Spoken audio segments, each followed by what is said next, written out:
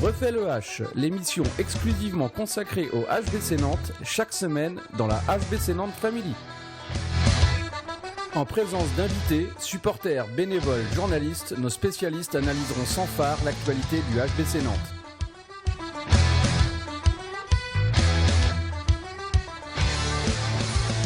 Bonjour à tous, bienvenue dans cette 5e émission de On refait le H, une émission bénévole faite par des fans pour les fans du HBC Nantes, émission enregistrée dans les conditions du direct ce soir chez Yann.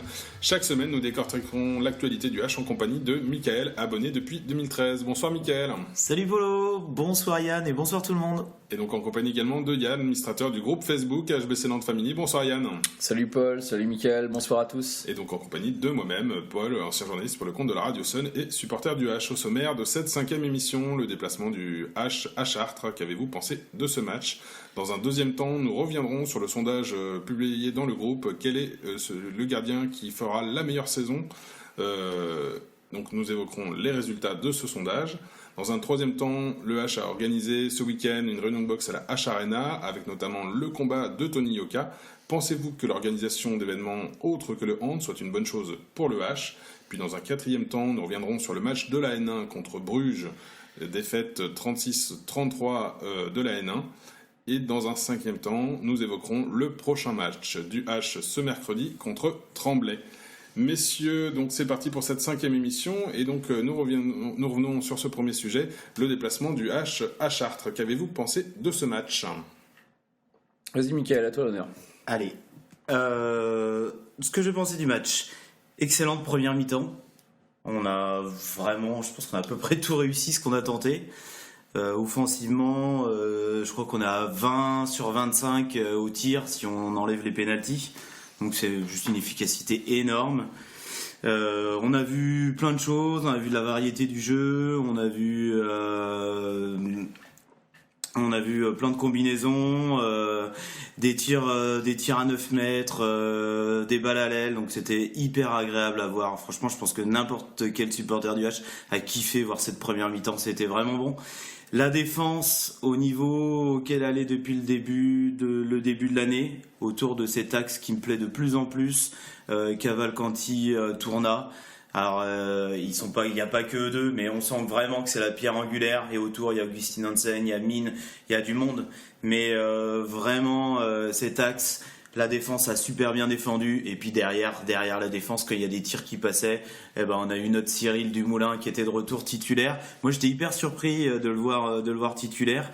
Je m'y attendais pas, je pensais qu'il allait faire un retour un peu plus progressif. Là il a joué tout le match, il a été excellent, il est à 16 arrêts sur le match, surtout en première mi-temps. Je vais parler un petit peu de la deuxième mi-temps après. Sur la première mi-temps, donc voilà, une première mi-temps de rêve, on tourne à 13 buts. La deuxième mi-temps a été moins sympathique, en tout cas moins sympathique à suivre. Pour moi, il y a deux choses qui font que cette deuxième mi-temps elle n'a pas été très bonne, je dirais entre guillemets. Il y a eu beaucoup moins d'impact physique, mais ça se comprend. On tourne à plus 13. Les mecs avaient pas défendre, notamment je parle de la défense, où on a pris beaucoup de buts, où on n'a pas agressé notamment Jukic, le joueur de Chartres qui nous a mis une petite série de buts là. Mais voilà, les gars, ils avaient peut-être pas envie de se faire mal alors qu'on était à plus 13. C'est pareil, offensivement, ça allait moins en contact. Voilà, on a mis moins de physique, mais je le comprends, on a beaucoup de blessés, la saison est encore longue, et puis voilà, à quoi ça servait ? Mettre plus 15, plus 20, aucun intérêt. Là voilà, on tourne à plus 13, ça s'est réduit, on a mis moins d'intensité physique, c'est pas bien grave, on a continué à gérer le score. Et puis deuxième chose, pourquoi aussi on a été moins efficace, c'est que Alberto Entrerios, il a fait un petit labo d'expérience en deuxième mi-temps, il a tenté des combinaisons, des rotations, ça n'a pas toujours marché, il y a eu de la perte de balles, des approximations, mais il a tenté. En même temps, on ne sera pas tout le temps à plus 13 à la mi-temps. Et c'est l'occasion. C'était l'occasion ou jamais, il l'a fait, ça n'a pas tout le temps été efficace. Mais bon, le bilan à la fin, on gagne plus 10 à l'extérieur contre une équipe qui est loin d'être des peintres, même s'il manque de collectif. Ils ont des bons joueurs, ça manque de collectif, mais globalement, plus 10 à l'extérieur, il n'y a plus qu'à être content. C'est l'occasion justement pour Alberto, quand il sent comme ça que l'équipe maîtrise, de tenter des choses, de donner confiance comme ça à des jeunes. Il a eu bien fait. Ça n'a pas forcément hyper bien marché, mais il a eu raison de le tenter. On passe à plus 10, voilà. Je terminerai juste par des joueurs. Moi j'ai noté Cavalcanti, je suis super content parce qu'offensivement il a apporté. Défensivement il est relativement bon quand même depuis le début de l'année. Depuis saison il est bon. Et franchement ce mec pour moi il a tout offensivement pour nous apporter. Il est grand, il est costaud, il a un tir de malade. Techniquement il se débrouille bien, il a tout pour apporter énormément. Et là il a 5 sur 7. Il a été hyper bien offensivement. Pour moi c'est mon homme du match. Ouais, voilà, on j'ai comprend. adoré Cyril, mais moi c'est mon homme du match. On comprend que t'as eu un petit crush. Salaud. Donc voilà, moi j'ai bien aimé et je suis vraiment content. Je pense qu'il peut vraiment nous apporter énormément et voilà, hyper bien. J'ai noté évidemment Cyril Dumoulin, les Césarets pour son premier match, vraiment où il était vraiment de retour. Donc bravo à Il y a lui. aussi sans doute que de la part d'Alberto de lui faire confiance à Cyril, c'est qu'il sent que Cyril est prêt. Cyril doit sentir aussi que ça revient et que. Non, c'est pas que ça. C'est qu'Emile Nielsen a ressenti une légère blessure, donc on n'a pas voulu prendre de risques. Après, évidemment, il y a la confiance qu'Alberto peut avoir envers Pour Cyril Dumoulin. bien sûr. Et il considère que le gars était apte, donc il l'a lancé dans le grand bain pour son retour comme ça. C'est logique. Après, c'était aussi lié à la blessure, qui est une très légère blessure, c'était rien du tout, mais d'Emile Nielsen.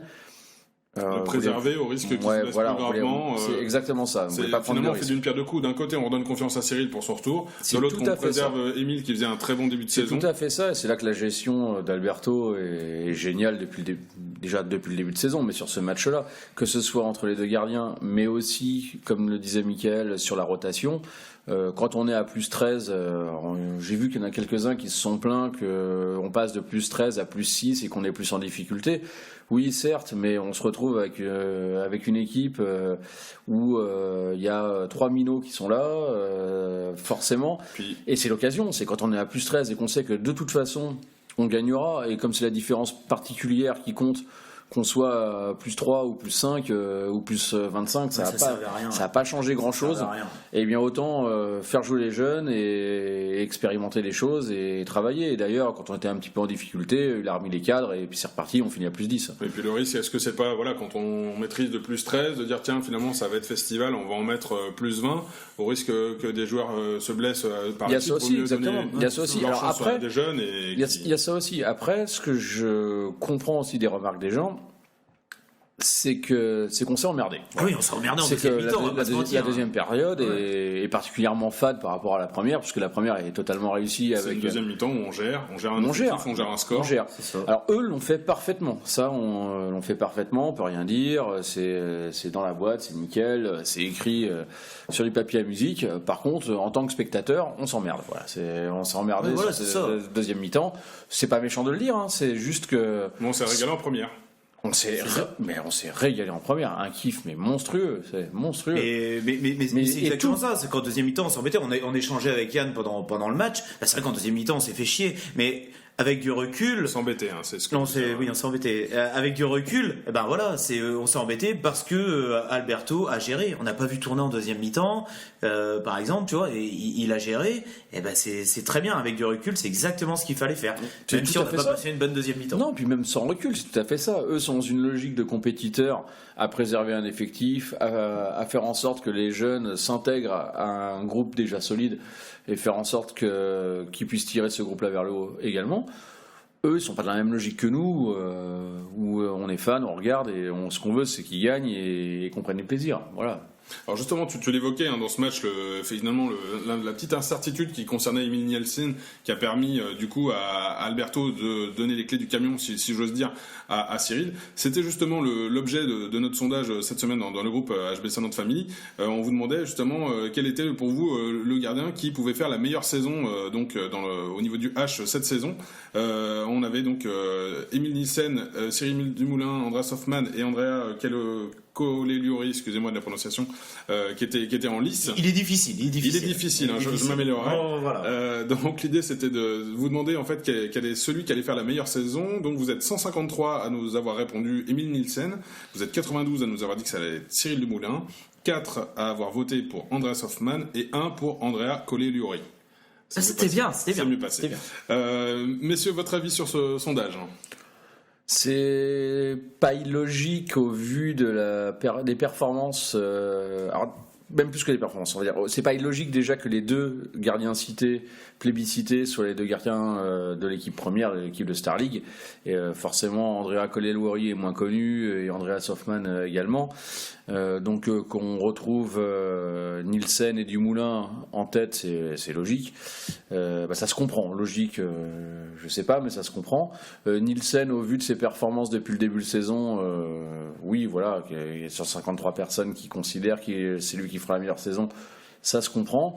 Moi, la meilleure saison, c'est pas forcément la meilleure saison en Star League. C'est la meilleure saison sur le complet, sur le total, l'ensemble des compétitions. Ouais, et puis les stats que la personne va avoir.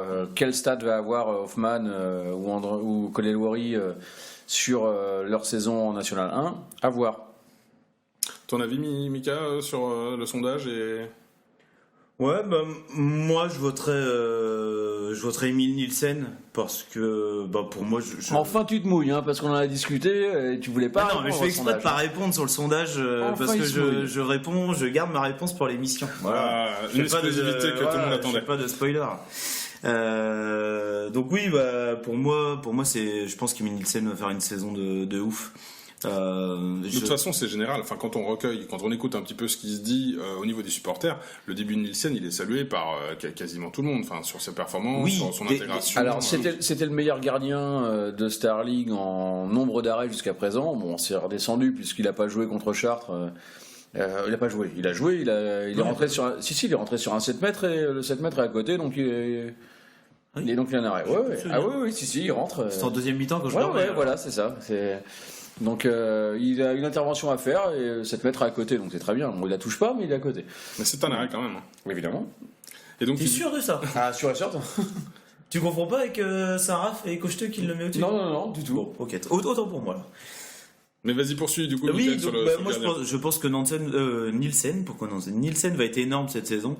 Déjà, il a hyper bien commencé sur les 3 matchs où il est titulaire. Il fait 3 bonnes performances. Ce mec, il a un talent incroyable. Il a de la régularité, en tout cas sur les 3 matchs. On espère que ça va continuer, mais bon, c'était un des petits doutes qu'il pouvait y avoir, c'était sa régularité. Visiblement, il l'a. C'est le chouchou de la Charena. Enfin, clairement, il a déjà le public dans sa poche. C'est évident. Moi, j'étais au bar des supporters quand il est venu. T'as fait ton selfie? En plus, j'ai fait le selfie. Alors, au bar, ça c'est pas étonnant. Après, les supporters, ça c'est une info. Au bar des supporters, quand il est venu, il s'est fait acclamer, quoi. Je veux dire, c'est. Enfin voilà, il a le public qui est derrière lui. Je pense que ça va le booster. Il va faire des performances de ouf. Et moi, je pense même qu'il va finir gardien numéro 1 alors du H et même de la Star League.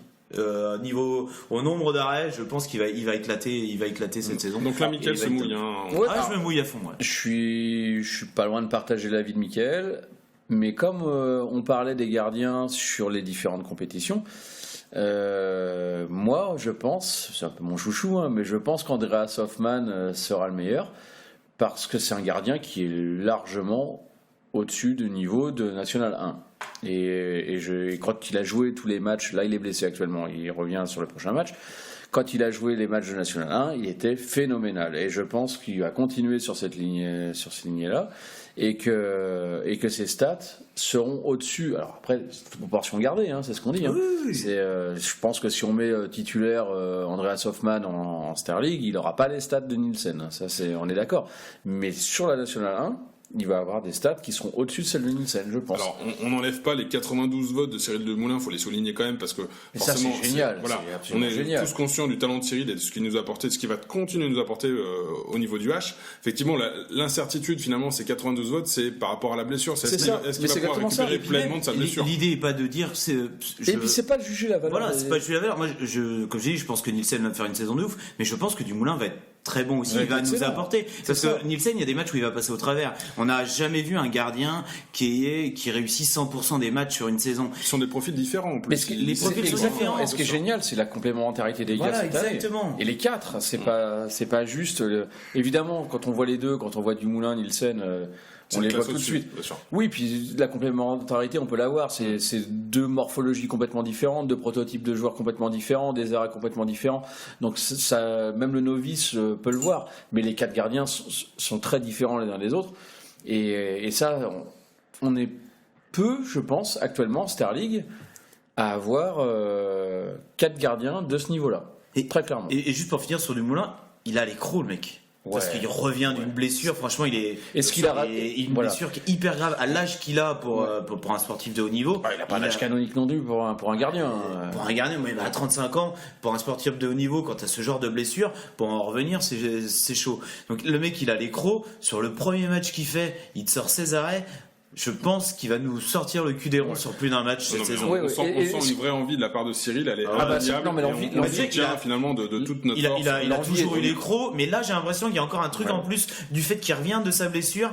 Tu vois un peu. Forcément, il y a l'envie de prouver qu'on n'a rien perdu, qu'on est toujours. L'envie est indéniable. Après, ce qui l'a particulièrement rassuré, c'est les stats du match contre Chartres, évidemment, mais c'est sur le premier arrêt. Le premier arrêt et sur sa jambe gauche où il s'est blessé. Lui-même l'a évoqué. Je pense que le joueur chartrain n'est pas non plus complètement idiot et c'est très bien que Cyril s'est blessé à cet endroit-là. Donc il tire sur la jambe gauche et là en fait c'est comment la jambe va réagir. Parce qu'entraînement, c'est pas la même chose. C'est, même si on est prêt, là c'est un match. Et en fait, non seulement elle réagit bien, mais il sort l'arrêt. Et je pense que ça booste tout le reste après. Et maintenant, ça va pas booster que le match, c'est que ça booste tout. Il sait qu'il est opérationnel et qu'il va y aller, il va tout défoncer. Moi, j'ai souvenir c'est un très grand joueur, Cyril, c'est pas le souci. Mais quand on a recruté Emil Nielsen, Cyril, en toute humilité, avait tenu ses propos. Quand on met autant d'argent sur un jeune gardien, c'est pas pour qu'il soit numéro 2. Et ce qui est vrai, c'est si on vient chercher Nielsen en mettant entre 100 et 150 000 euros, c'est pas pour que le gars cire les chaussures de l'autre. Mais connaissant Cyril, c'était pas non plus pour qu'il reste dans l'ombre d'Emile. Je suis persuadé que l'un et l'autre vont se tirer la bourre. Ils auront peut-être pas la même relation qu'il y avait avec Arnaud Siffer parce que c'est un contexte différent de toute façon. Mais... Oui, et puis c'est vraiment deux potes, c'est des amis, c'est deux potes, ils sont très proches. Ils sont amis. Mais par contre, ils vont s'apporter l'un l'autre énormément. Et ça, c'est génial pour le club, pour les deux joueurs. En tout cas, ce combat du retour au plus haut niveau, Cyril est en train de le gagner. Ce combat, on entraîne un autre, celui qui était organisé par le HBC Nantes à la H Arena, donc avec notamment Tony Yoka. Et donc notre troisième question qui était, pensez-vous que l'organisation d'événements autres que le hand soit une bonne chose pour le H? Messieurs, qu'en pensez-vous? Nous on est d'accord. Après, il y a eu un petit sondage sur le groupe HBC Nantes Family. Les gens en très grande majorité sont d'accord avec ça. Alors c'est peut-être l'occasion de rappeler justement les choix qui étaient proposés. La première c'était c'est une excellente chose, le H a prouvé son savoir-faire en la matière. La deuxième réponse c'était c'est une très bonne chose, ça permet de diversifier les rentrées d'argent. Et puis ensuite il y avait je n'ai pas d'avis sur la question, je suis contre, le H doit se concentrer sur le hand. Et puis la cinquième thématique c'était je ne suis pas convaincu de l'intérêt d'une telle diversification, le H va se disperser. Mika, qu'est-ce que tu en penses toi sur ce pluralisme des activités pour le H? Je suis complètement pour. Je trouve que c'est une excellente chose. On a la chance au HBC Nantes d'avoir la gestion de notre salle et je trouve que c'est une super idée de créer des événements autres. Déjà, je trouve que ça dynamise la chose, c'est hyper dynamique, mais en plus ça fait rentrer de l'argent et c'est une excellente chose. En plus, moi j'adore la boxe, donc ça aide. Malheureusement, j'avais pas mon planning de dispo pour pouvoir y aller ce week-end. Bon, a priori, il y a un autre événement qui arrivera, j'espère pouvoir y aller. Tu veux dire que tu n'étais pas dispo pour aller sur le ring ou dans la salle? Pour aller dans la salle, sur le ring, ça n'aurait intéressé pas grand monde, je pense. Moi, ça m'aurait intéressé.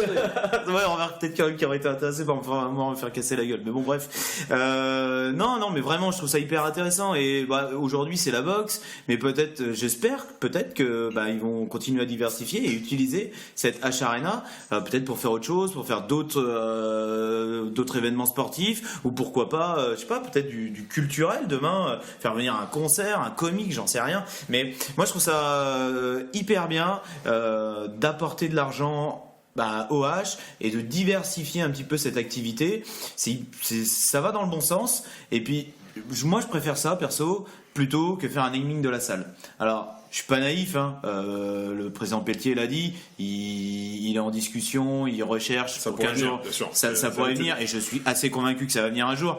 Mais moi perso, je préfère qu'on organise Tony Yoka ou n'importe quel autre événement sportif plutôt que la H Arena s'appelle la Cochonou Arena demain. Non, mais c'est ça, ouais. C'est Mais- pour avoir le slip français Arena. Mais ça Ouais, va arriver. Mais alors, je sais pas évidemment quel que nom ça ça sera, arrivera, mais ça mais va c'est- arriver, et le président Pelletier aura raison parce que tout le monde Il a le raison, fait. nous, c'est le côté réfractaire, on n'a pas envie d'avoir. Voilà, c'est ça, un ça. truc, Tout le monde le fait, ça rapporte de l'argent et ça serait trop bête de pas en profiter. Mais voilà, moi là, ce genre d'activités extérieures qui font vivre le club, je trouve ça super bien, et bravo en tout cas à eux, parce que a priori ça a été un vrai succès d'après ce que on a pu lire dans la presse. Donc bravo à pour cette organisation. Alors ça a été une réussite, hein, notamment vis-à-vis de l'affluence, du public, des médias, des participants visiblement. Enfin, je crois savoir que Tony Yoka était enchanté de l'ambiance qui Mais régnait en dans fait, la salle. c'est une réussite du début à la fin. C'est-à-dire que c'est un pari assez dingue lancé par Laléouz, qui est un des membres du conseil d'administration, un historique du H, qui connaît pas grand-chose à la boxe, hein, on va pas se mentir, mais qui a cette envie-là. Faut savoir que le premier combat, la première réunion qui devait avoir lieu de boxe, c'était en juin, et c'était pas Tony Yoka, hein, c'était quand même moins glorieux, et ça n'a pas eu lieu parce que Laléouz a très senti que c'était foireux dès le début. Et Il y a eu beaucoup de forfaits par rapport aux gars qui étaient prévus. beaucoup de forfaits, C'était il y a plutôt pas centré vraiment- sur des boxeurs nantais. Ouais, puis il n'y avait pas de truc très bien organisé. On a bien Et vu qu'on ouais. essayait de le prendre pour un pigeon, parce qu'au milieu de la boxe, ça reste que c'est quand même très particulier aussi. Hein. Mais Laléouz, c'est quelqu'un qui apprend très vite. Et il a très vite compris comment ça se passait. Et il s'est dit, si on le fait, on va le faire, mais on va taper ce qu'il y a de plus gros. Donc il va. Et là, Tony Yoka, c'est le top Ah bah, il a niveau, tapé hein. ce qu'il y a- En il a France, tapé c'est ce qu'il y a de plus gros. Cable, hein, clairement. Alors, ce qui est génial, c'est que l'organisation, actuellement, on le fait. Ça se passe à Nantes, 6253 personnes si je me trompe pas. C'est une très belle affluence. Hein. C'est la plus grosse affluence depuis l'histoire en province, hein. La plus grosse affluence depuis l'histoire de la boxe en France. Voilà, c'est juste ça. Donc pour poser quand même un peu les jalons, hein, mais c'est juste ça. Et puis c'est bien que tous ces événements majeurs ne tournent pas forcément autour de Paris. C'est l'occasion de remettre une petite carte sur le dos C'est sur nos amis surtout parisiens, que- mais voilà, de diversifier aussi comme ça, Ce qui est bien, c'est que le H a un savoir-faire. Ça fait le H a organisé 2 Final Four, 2 HF, un à Beaulieu, un à la Trocardière. Organise régulièrement des matchs, du HBC Nantes au XXL. donc forcément ils sont pas l'expérience gestionnaires. dans ce domaine-là, elle est plus à faire. bien Ils sûr. ont une expérience d'organisateur d'événements. Là, ils se lancent dans la boxe. C'est une totale réussite. Tony Yoka est ravi a priori.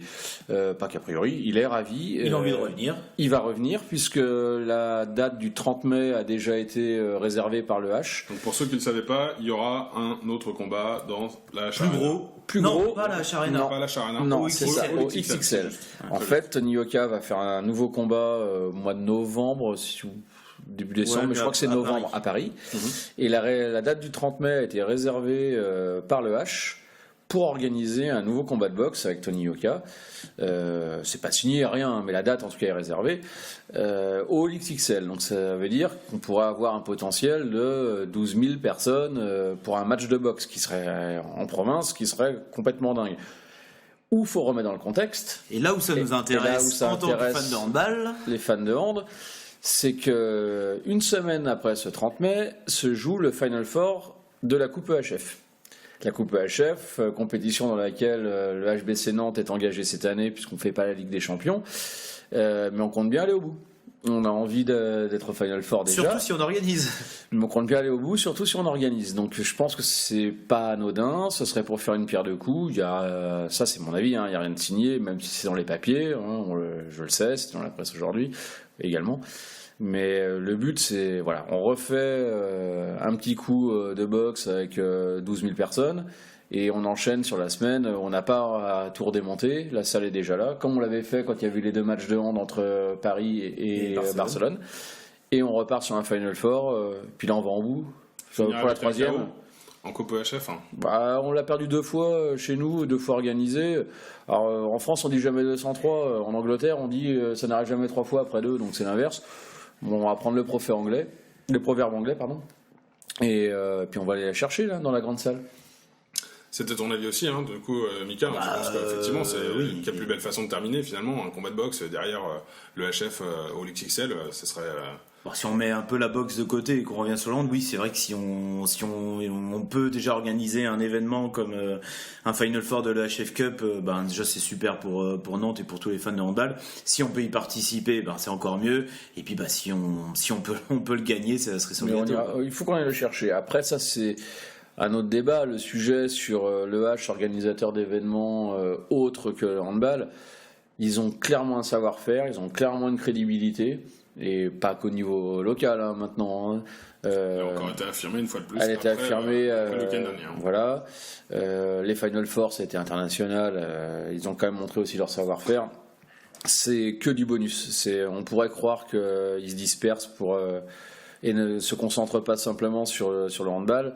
Non, c'est deux entités différentes, on va dire, organisateur d'événements, le H, et le H, club de handball. Dans les deux, ils sont très haut niveau. C'est tout bénef pour l'image du H, déjà, pour attirer des partenaires, et aussi pour une rentrée immédiate d'argent, parce que c'est une réussite de plus à souligner, finalement, cette saison. C'est une totale réussite, mais comme le soulignait Mika, pour les rentrées d'argent, les rentrées principales d'argent, c'est quoi? C'est billetterie, droit télé et un peu de merchandising. Et le merchandising, le bar. Et le bar, voilà. Mais bon, c'est surtout grâce à toi. Oui. Puis peut-être des concerts de musique, comme le soulignait Mika. Ça non, mais pourquoi pas un jour. Le premier à prendre tes places pour le concert à voir, mais en tant que non. Patrick Sébastien aussi, non? Peut-être. Non, c'est toi, Sapolo.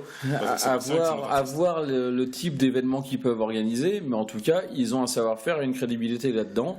Ils l'ont encore prouvé ce week-end, c'est tout à leur honneur et c'est tout bénéfice pour le club. Bon, ça c'était pour les victoires du HBC Nantes. Malheureusement, il faut évoquer quelle les belle défaites. Victoire.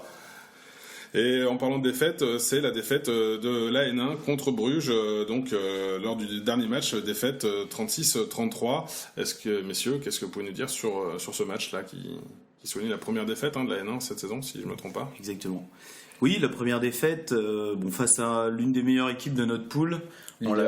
On l'avait évoqué un petit peu la semaine dernière. On savait que ce déplacement il serait compliqué. Donc avec cette victoire, ils étaient à 3 victoires comme nous. Avec cette victoire, ils sont leaders avec la réserve du PSG aussi qui a 4 victoires. Bon, on savait que ça serait un petit peu plus dur que les équipes d'avant. On n'a pas été ridicule, 36-33, on perd de 3 buts. Comme on le sait, on a quelques blessés en ce moment, notamment à la Maine, où les 2 joueurs meneurs prévus, le petit de la Bretèche et puis Matteo Fadwil, sont sur le carreau. Donc c'était pas évident. Moi, je pense que c'est aussi formateur. C'est vrai que ces derniers temps, on avait plutôt l'habitude de regarder le score de la N1, mais on se demandait pas si on avait gagné ou pas. On se demandait de combien on avait gagné. Les 3 premiers matchs ont été gagnés. Et puis même si on prend la saison passée, on avait pris une petite habitude depuis un an. Après la saison passée, ils étaient en N2. Oui, donc c'est bien, comme tu dis, ça remet aussi. Après là on commence à se confronter à du lourd. Pour le niveau de la N1, c'est du costaud pour nos petits jeunes. C'est très bien aussi parce que c'est formateur. Mine de rien, la défaite, ça fait aussi partie du jeu. Ça fait partie du jeu des professionnels et des futurs pros. Je souhaite pour eux. Et je pense qu'ils vont beaucoup apprendre de cette défaite. Voilà, on perd contre une des meilleures équipes. Il y aura des matchs un peu plus faciles. Il y a pas péril dans la demeure. C'est surtout ça en fait. Il n'y a pas péril dans la demeure, c'est pas inquiétant. C'est la première défaite en plus d'un an, puisqu'ils étaient invaincus sur la Nationale 2, ils sont champions de France de N2. Ils quittent une très belle série en fait. Que des victoires, champions de France de N2 qu'avec des victoires. Là, ils perdent un match, comme l'a souligné Mika, sans les 2 demi-centres, Matteo Fadwil et Lucas de la Bretèche. Après, c'est pas ça qui a pêché pour moi. C'est pas juste on a 2 demi-centres absents parce que ceux qui ont. Non, mais ça aide pas quoi. Ça aide pas. Mais ceux qui ont pallié, on fait le boulot. On met 33 buts à l'extérieur quand même. C'est pas anodin. Par contre, on en prend 36. Ouais. Et c'est la défense qui a été qui a vraiment été à la peine, qui a eu du mal à se mettre en route. La défense, malheureusement, là, pour la N1, j'ai regardé un petit peu les stats. En fait, on est meilleure attaque de notre pool assez largement. On est loin d'être la meilleure défense. Mais par contre, on est 9e défense sur 12. Ça. Et ça, c'est le petit point qui pêche. Alors, quand on joue des équipes qui sont plus faibles que nous, comme dans les 3 premiers matchs, ça va. Mais dès qu'on attaque un petit peu le dur, comme là, une des meilleures équipes, et voilà, c'est plus compliqué. Et finalement, c'est un parallèle avec l'équipe première, parce que le H, équipe première, est 2e attaque du championnat et 5e ou 6e défense. Ouais, non, la défense, ça marche bien quand même. Mais ils sont meilleurs quand même en attaque. On est meilleurs, mais c'est toujours ce petit. Ouais, oui, non, mais là, c'est un point d'amélioration. Ah oui, de toute façon, un gros point d'amélioration. Quand tu es 9e sur 12. 9e sur 12. Là, surtout pour la N1, oui. Là, pour la N1, il faut resserrer un peu derrière. Mais ça fait pas. Il y a du travail. Il y a beaucoup de jeunes garçons dans cette équipe. Ça fait partie du. Après, où je rejoins Paul sur ce qu'il vient de dire, c'est que ce soit la N1 ou que ce soit l'équipe professionnelle, il y a quand même une base qui a été complètement changée. La N1, c'est pas du tout l'équipe qu'il y avait l'année dernière, il y a beaucoup de nouveaux. L'équipe professionnelle, c'est pareil. Et donc, forcément, c'est compliqué de trouver des automatismes, ça prend du temps. En N1, c'est plus facile parce que l'adversaire est moindre. En Star League, c'est plus compliqué. Oui. S'il n'y a pas un automatisme, ça se traduit par un but. Bizarrement, pas bizarrement. On a aussi des joueurs de très grande qualité qui arrivent à assimiler les choses rapidement. En Star League, ça prend, ce qu'on a perdu à Paris, c'est pas honteux, 3 buts. En N1, ça prend très bien, mais on n'avait pas rencontré des clubs qui pouvaient taper un petit peu, quoi, et nous embêter. Là, c'était le premier. Il y en aura d'autres. On l'a vu, après, il manquait du monde, mais la défense, ça a bien pêché. Ouais. Bon, c'est pas inquiétant pour autant. Je vais juste rajouter un petit truc sur ce match-là. Du côté de Bruges-Lormont, donc le club qu'on a affronté, il y avait un certain Paul Mouriou. Ouais, ancien joueur du H. Voilà, formé au H, qui a joué, pour les plus anciens supporters, qui a joué de 2009 à 2013 chez nous. Après, il est parti à Nîmes. Et puis après, du côté de Billère, il a un petit peu malheureusement régressé. Et il joue dans les clubs un petit peu moins huppés aujourd'hui. Mais bon, voilà, il est capitaine de cette équipe. Il a mis 4 buts. Il nous a bien emmerdé. Et voilà. Pour les plus anciens, entre guillemets, quelques-uns des anciens supporters se souviennent peut-être de lui. Sachez qu'il joue là-bas aujourd'hui. Il a une trentaine d'années. C'est ça. Et voilà. Écoutez le coach Dimitri Florence, il nous a vraiment bien emmerdé. Voilà. Bon, c'était pour lui faire un petit coucou. Comme un autre Paul à suivre avec attention. Et donc, pour terminer donc, cette émission, nous allons terminer avec le prochain match du HBC Nantes contre Tremblay ce mercredi. Ouais, ça sera pas une partie de plaisir. Alors, pas une partie de plaisir, justement. Qu'est-ce que vous attendez de ce match et quel est votre pronostic surtout? Enfin, peut-être qu'on l'évoquera sur la fin, mais qu'est-ce que vous attendez d'abord de ce match? Mickaël, oui, vas-y. Alors, quand on regarde Tremblay, quand on regarde le classement, même si est-ce qu'un classement au bout de 4 journées veut dire grand-chose, pas forcément, mais quand on regarde le classement, ils sont avant-derniers, ils ont 2 points, une seule victoire en 4 matchs. Mais quand on regarde un petit peu le détail des 4 matchs qu'ils ont fait, on se rend compte qu'ils ont été loin d'être ridicules. En première journée, ils sont déplacés du côté de Chambéry. Alors ils perdent 33-25, mais ils ont été très bons pendant 45 minutes. Ils ont mené le match pendant un bon moment. Ils ont accroché Chambéry avant de s'écrouler sur le dernier quart d'heure. Je me rappelle, j'avais regardé, mais ils ont été très bons pendant 45 minutes. La journée d'après, ils ont éclaté Toulouse, qui est quand même pas la pire équipe de notre championnat, 31-22. Le troisième match, c'est le seul qu'ils ont raté contre Istres. Ils perdent là-bas d'un but alors qu'ils menaient à la mi-temps. Deuxième mi-temps, ils sont écroulés. Bon, ça arrive. Et puis ça reste à l'extérieur. Ça reste à l'extérieur, mais c'est Istres. Oui, mais bon, ça reste à l'extérieur. Chez eux, s'ils veulent se sauver, ils donneront tout. Donc, oui. Mais bon, pour moi, c'est le match raté. Et dernier match qu'ils ont joué, donc c'était la semaine dernière, à domicile contre Montpellier. Ils font tout le match. Alors devant, égalité, ça s'est tenu pendant tout le match. Ils s'inclinent malheureusement dans les dernières secondes avec un scénario un peu rocambolesque. Ils se font clairement fumer. Voilà, c'est à un moment donné. Voilà, ils perdent 26-25 après, alors qu'ils méritaient au moins de prendre un point sur cette rencontre. Il y a une histoire. D'ailleurs, ils ont porté réclamation, et ce qui est normal. C'est une histoire de temps mort où on pose, parce qu'on est encore à l'ère archaïque au Andrin, c'est-à-dire qu'on pose le carton sur la table de marque, alors que bon, on a quand même des moyens numériques maintenant qui permettraient peut-être un buzzer autre ou quoi que ce soit de mettre, et l'arbitre les a clairement enfumés. Alors c'est méchant ce que je dis, mes propos sont un peu durs, mais c'est ça, c'est-à-dire que ils ont la possibilité d'avoir une possession avec une quinzaine de secondes, si j'ai bon souvenir. Je t'avoue que qui leur permettrait de revenir, qui leur permettrait de revenir en fait au score et de finir le match à égalité contre Montpellier, ce qui est bien à domicile. Hein. Et finalement, le temps s'égrène parce que l'arbitre devait être en train de siroter à Morito à côté. Donc là, le petit message non, sur mais la sérieux. prévention, se faire un Non, copain. bah ouais, mais bon, je vais me faire des copains à Tremblay. Par contre, mais c'est logique. Il faut arrêter à un moment les donné. prochaines vacances. C'est complètement. Ouais. Alors les vacances à Tremblay en banlieue parisienne entre Sevran et l'aéroport de Roissy. Non, Et voilà, merci, tu viens quoi. de perdre les copains que tu t'étais fait. Mais pour revenir sur le match, oui, ça n'a pas été une partie de plaisir. C'est une équipe qui joue bien, qui joue vraiment bien. Elle n'a pas forcément les résultats. Non, Mais mais elle tout ça joue pour dire vraiment que c'est pas un match à prendre à la légère. Mais c'était Que cette difficile. équipe de Tremblay, elle a bien joué jusque-là. Elle a eu des Avec un des calendrier adversaires. difficile. Elle a eu un calendrier difficile, des adversaires à la mesure, elle est passée pas loin, et qu'il faut pas que le H se dise ça va être un match, on va dérouler, qui va être facile. Faut quand même être concentré, c'est pas un adversaire facile. Bah, surtout que ça défend très bien. Tremblay, c'est la 4e meilleure défense du championnat. Donc ça défend super bien. Alors, par contre, ça attaque pas très bien. Hein. Ils sont avant dernière attaque. Donc si nous on fait notre boulot défensivement, normalement on devrait pas être trop inquiété. Par contre défensivement c'est hyper costaud et donc il va falloir qu'on soit très appliqué, éviter toutes les paires de balles. Alors ça c'est vu que c'est le point faible du club qu'on a depuis le vu. début, Voilà. première, c'est les pertes de balles, c'est le gros souci. Ouais. Éviter les paires de balles, être bien concentré, attentif, précis en attaque.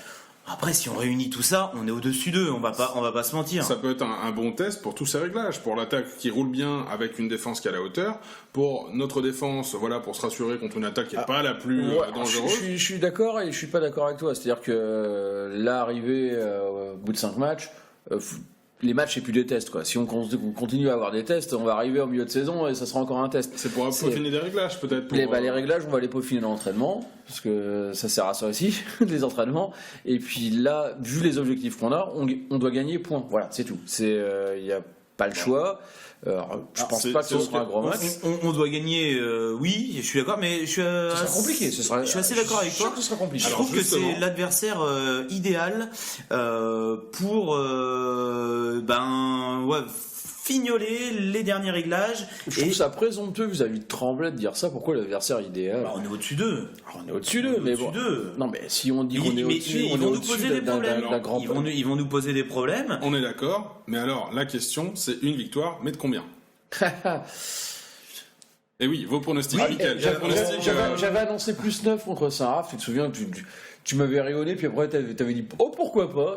Non, je me dis pourquoi pas. Ah si, tu avais dit oh pourquoi pas. On pourra vérifier tout ça. Finalement on fait plus 6. Bon, on met un 5-0 sur les dernières minutes qui m'ont bien arrangé, mais on fait plus 6. Voilà, là je pense qu'en fait on fera pas un gros score. On Tu veux va une victoire de combien? on fera plus 3. Plus 3. Et de ton côté, Mickaël? Moi je pense qu'on gagne plus 5. Plus 5. Bon, Ouais. écoutez, pour moi, je pense que ce sera une victoire de plus 6. Ça sera l'occasion de vérifier tout ça lors de la prochaine émission. Messieurs, merci beaucoup. On a noté vos pronostics. On évoquera tout ça lors de la 6e émission donc de On refait le H.